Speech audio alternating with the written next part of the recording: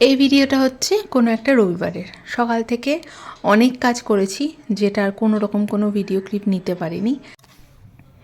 এখন টাইম হলো মোটামুটি 12টা 12:30টার কাছাকাছি। বেশ অনেকক্ষণ আগে কর্তামশাই মাংসটা বসিয়ে দিয়েছে। আমি একটু তোমাদের সঙ্গে এটা দেখানোর জন্য আসলাম, কারণ কর্তামশাই যখন রান্না করে আমি কিন্তু মাংসতে হাতও পর্যন্ত দিতে পারি না। কিন্তু সে রান্নার কিন্তু সমস্ত সবজিপাতি, সমস্ত মশলা বাটা সব কিছু দায়িত্ব আমার। কিন্তু সে যখন রান্নাটা শুরু করবে সেই রান্নাতে আমি হাত দিতে পারবো না, তাহলেই নাকি রান্নাটা খারাপ হয়ে যাবে। এটা আমার কর্তামশাইয়ের মুখের কথা। যাই হোক, সে এখানে রান্নাটা করুক, আমি অন্যদিকে অল্প একটু শাক ভাজা বসিয়েছি। যেহেতু রবিবার দিনকে মাংসের সাথে কিছুই খেতে সে পছন্দ করে না, কিন্তু ওই অল্প স্বল্প যদি একটু শাক ভাজা মুখেও দেয় তাও আমার জন্যই ভালো। কারণ বিয়ের পর থেকেই শুনে এসেছি এক পদ দিয়ে নাকি ছেলেদের খেতে দিতে হয় না, কিন্তু আমার বাড়ির ছেলে তো ওই এক পদটা থাকলেই শান্তি মতো খায়, কারণ সে আর অন্য কিছু খায় না। খাওয়া দাওয়া করে উঠে দুপুরবেলা ভাত ঘুম দিয়ে বিকেলবেলা 1 কাপ করে চা খেলাম। এবার মোটামুটি এখন দেখে নাও রাত্রি 9টা 15টার কাছাকাছি বাজে। আমরা দুজন এখানে রেডি হচ্ছি, বের হব হলো জংশনের উদ্দেশ্যে। যেহেতু রোববার আর রবিবার দিন মানেই তো আমাদের একটাই আড্ডার জায়গা, সেটা হচ্ছে জংশন। আর আমি এখানে রেডি হতে হতে সে কর্তামশাই হাজার পেছনে থাক না কেন, সে কিন্তু ভুলেও কোনো রকম কোনো রিয়াকশান দেয় না। কোনো রকম যদি আমি ভিডিও অন করে থাকি তাহলে সে আমার সাথে পেছন মুখ করেই কথা বলে সে ওখান থেকে বেরিয়ে যাবে। কারণ আমার কর্তামশাই ভীষণভাবে ক্যামেরা শাই মানুষ, সে একদম পছন্দ করে না ক্যামেরার সামনে আসতে। তাকে হাজার জোর করেও আমি কিন্তু ক্যামেরার সামনে তাকে আনতে পারি না।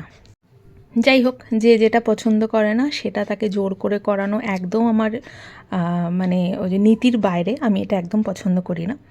যাই হোক, রেডি ফেডি হয়ে আমরা বেরিয়ে গেলাম। ভীষণ ঠান্ডা ছিল, ভীষণ ঠান্ডা। শিলিগুড়িতে কয়দিন ধরে এত অসম্ভব ঠান্ডা পড়েছে বলার মতো না। আর কিছুদিন হলে পরে মনে হয় বরফ পড়বে। আমার বাড়ির সামনে একটা বিরাট বড় মাঠ আছে, যেখানে এরকম ধরনের কীর্তন চলে প্রত্যেক বছর শীতকালে। বেশ অনেক দিন ধরেই এই কীর্তনটা হয়।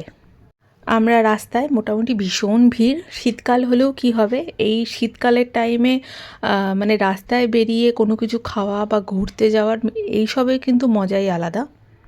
মোটামুটি বহু বছর হয়ে গেল আমি কোনো রকমের কোনো পিকনিক করি না। আগে যেন আমার বাপের বাড়িতে প্রত্যেক বছর শীতকালে ওই ধরে নাও 2 দিন অন্তর অন্তর পিকনিক হতো, একদম বাঁধা ধরা। সেটা শুটকি মাছের পিকনিক হোক, খিচুড়ির পিকনিক হোক, ডিম ভাতের পিকনিক হোক, বা ধরে নাও চিকেন বা মাটন, যা খুশি একটা হোক না কেন, শীতকাল মানেই পিকনিক হওয়া দিয়ে কথা থাকতো আমার বাপের বাড়িতে।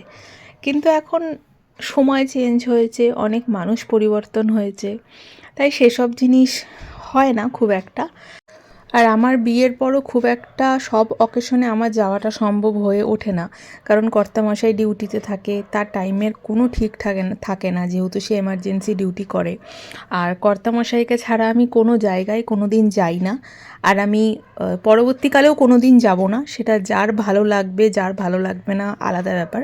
সেটা হচ্ছে গিয়ে যেখানেই কোনো অনুষ্ঠান হোক না কেন, সেটা নিজের লোকের হোক, আমার বাপের বাড়ির লোকের হোক, শ্বশুরবাড়ির লোকের হোক, আমি কিন্তু কোনো জায়গায় কর্তামশাইকে ছাড়া যাই না। বেশ অনেকক্ষণ ধরে গল্প আড্ডা মজা করে অনেক কাপ চা গরম গরম খেয়ে নিয়ে এখন বাড়ির পথে রওনা দিচ্ছি।